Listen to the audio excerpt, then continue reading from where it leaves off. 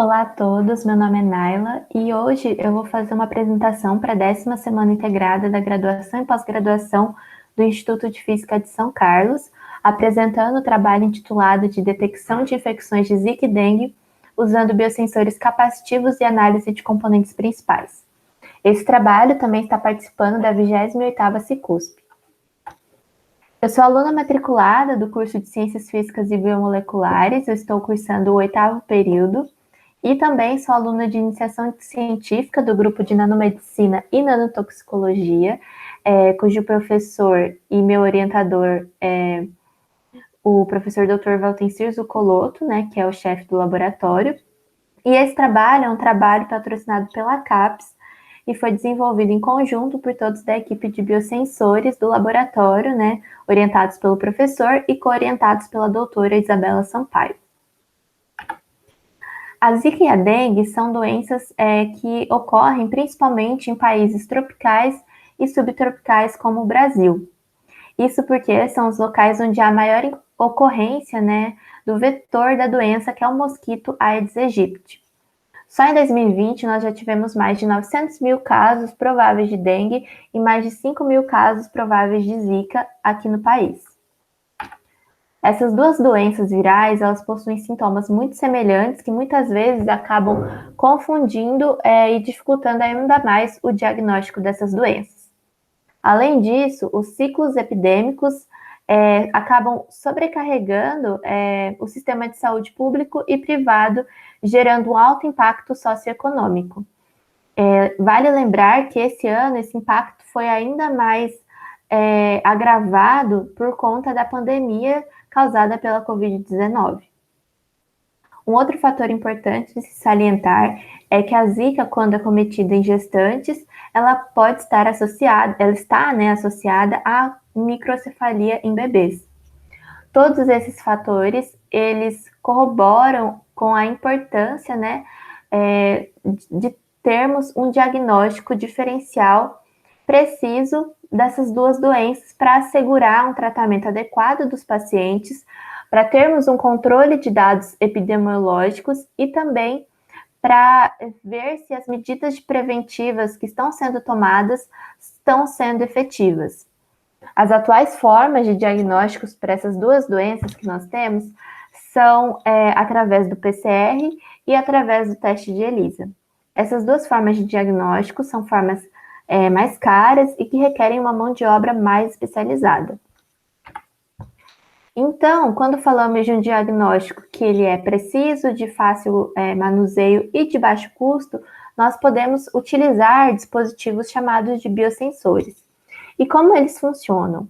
Nós temos uma camada de biorreconhecimento que pode ser montada por um anticorpo, por exemplo, ou uma fita de DNA, e que reconhece uma biomolécula. Essa biomolécula pode ser uma proteína, uma célula, até mesmo a fita complementar do DNA. E esse biorreconhecimento gera alterações físico-químicas no sistema que são lidas e traduzidas, transformadas pelo transdutor em um sinal mensurável. Esse sinal pode ser um sinal elétrico, uma variação de capacitância, um sinal eletroquímico, um sinal óptico, por exemplo, variação de pH, e pode ser também um sinal piezoelétrico, a variação de massa. E levando em consideração todos esses fatores falados até agora, o objetivo desse projeto é o desenvolvimento de imunossensores capacitivos para a detecção de proteínas NS1 dos vírus da Zika e da dengue. Essas proteínas, elas estão relacionadas à replicação viral e a importância de se detectar essas proteínas, a vantagem de se detectá-las, é que elas estão em concentrações bem detectáveis no sangue logo em estágios iniciais após o contágio desses vírus.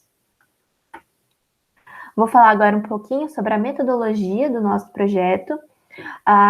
Como suporte para a nossa camada de biorreconhecimento, nós estamos utilizando eletrodos interdigitados de ouro. Esses eletrodos, eles foram fabricados através da técnica de fotolitografia.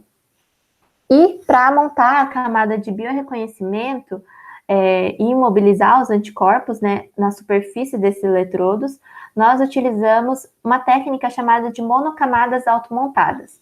Como funciona essa técnica? Nós temos aqui a superfície do eletrodo de ouro e deixamos incubar com uma solução de MPa, o ácido mercaptopropiônico. Esse ácido, em uma de suas pontas, ele tem um grupo tiol. E esse grupo tiol, ele se liga com o ouro, fazendo com que essas moléculas fiquem imobilizadas, né, no eletrodo. Em seguida, nós incubamos novamente com uma outra solução, uma solução de EDCNHS. Essa solução ativa os grupos carboxílicos presentes na outra ponta do MPa. E esses grupos carboxílicos ativados se ligam através de uma ligação amida com os anticorpos específicos da doença. Então, assim, nós conseguimos imobilizar, né, os anticorpos na superfície dos eletrodos. Aqui nós adicionamos um passo, que é incubar por 30 minutos com BSA, a proteína albumina, para evitar caso haja algum sítio que tenha uma ligação inespecífica. Caso tenha algum anticorpo que não se ligue, né, na superfície do eletrodo e fique esse sítio vazio, para não dar problema quando a gente for detectar a nossa proteína.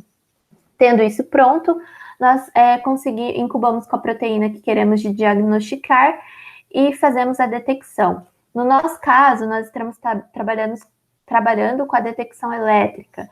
Então, nós fazemos medidas de capacitância e, para as análises estatísticas, nós estamos utilizando o método de análise de componentes principais.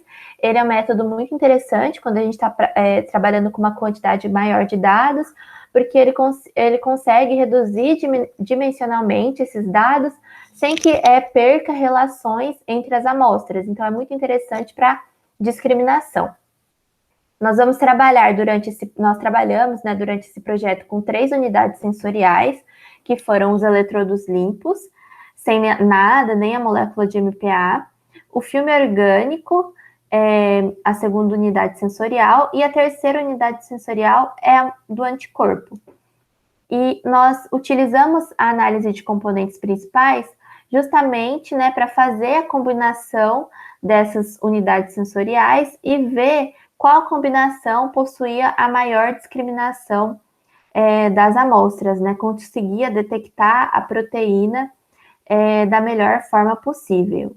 Nós colocamos essas unidades sensoriais em contatos com proteína-alvo e proteína negativa. Então, por exemplo, se tínhamos um anticorpo da dengue, contra a proteína da dengue, a nossa proteína positiva é a proteína da dengue e a nossa proteína negativa era a proteína da zika e vice-versa. Agora eu vou falar um pouquinho sobre alguns dos nossos resultados. Nós temos aqui a reprodutibilidade de medidas, né? Nós fizemos várias medidas elétricas em um eletrodo interditado para avaliar, né, a capacidade de reproduzir essas medidas. Aqui nós conseguimos ver que em toda a faixa de frequência, o nosso eletrodo interditado de ouro consegue ter uma boa reprodutibilidade, mas em especial aqui entre 10 a terceira e 10 a quinta Hz. Em seguida, nós analisamos a variação de capacitância, para poder saber qual faixa de frequência que discriminava mais as amostras. Então, nós analisamos para amostras positivas e amostras negativas de Zika e dengue. Aqui nós vemos que a faixa de frequência que melhor discrimina é entre 10 a quarta e 10 a sexta Hz.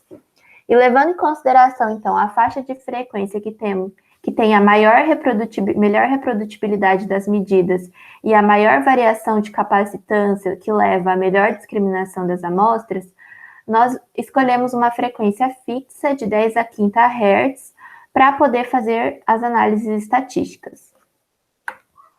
E agora nós fizemos a análise de PCA. Na análise de PCA, nós vimos que das combinações entre as unidades sensoriais, eletrodo limpo, filme orgânico e anticorpo, a melhor combinação para a discriminação das amostras era a combinação que montava o filme orgânico junto com o anticorpo. Então, aqui nós fizemos o gráfico de score dessas duas combinações.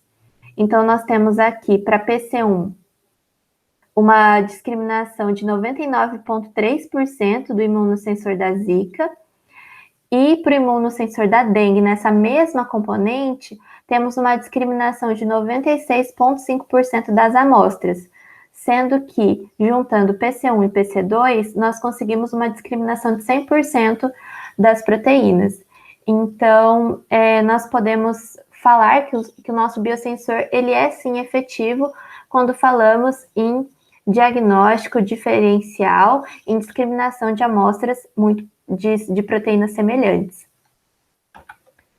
Aqui nós fizemos o gráfico de loading para saber qual dessas componentes das unidades sensoriais tiveram o maior peso, né, a maior influência na discriminação da principal componente 1, que foi a componente que obteve, né, a maior porcentagem na hora de ter um resultado discriminativo. Então, nós vimos que tanto para o imunossensor da Zika quanto para o imunossensor da dengue, a componente, né, da unidade sensorial do anticorpo foi a que teve a maior influência nos resultados. Então, isso significa que a interação antígeno-anticorpo foi o que teve a maior influência, né, para a detecção. Ou seja, é uma detecção realmente específica quando a gente está falando desse imunossensor, tanto para Zika, tanto para dengue. Esse gráfico aqui de loading para Zika, a gente ainda montou, né, considerando a unidade sensorial do eletrodo limpo. Por isso que a gente observa aqui que a PC1 tem uma porcentagem de discriminação um pouquinho menor do que considerando apenas as unidades sensoriais do filme orgânico mais o anticorpo. Então, levando em consideração, né, os resultados e a problemática, a gente pode concluir que os dois imunossensores desenvolvidos, eles são eficientes quando a gente fala de diagnóstico entre duas proteínas muito semelhantes, e dessa forma, eles são promissores para o diagnóstico rápido, simples e preciso dessas doenças e têm um potencial muito grande, né, para a implementação no sistema de saúde. E é isso, eu queria agradecer a todos que assistiram esse vídeo até o final. Se alguém tiver alguma dúvida, pode me contatar por esse e-mail ou deixar algum comentário. Eu vou deixar aqui na descrição do vídeo as referências utilizadas no projeto e também na montagem dos slides. Se alguém tiver alguma dúvida mais específica, pode me mandar um e-mail. Queria agradecer pela organização do evento e pelo grupo de pesquisa e pela CAPES por financiar esse projeto. Muito obrigada.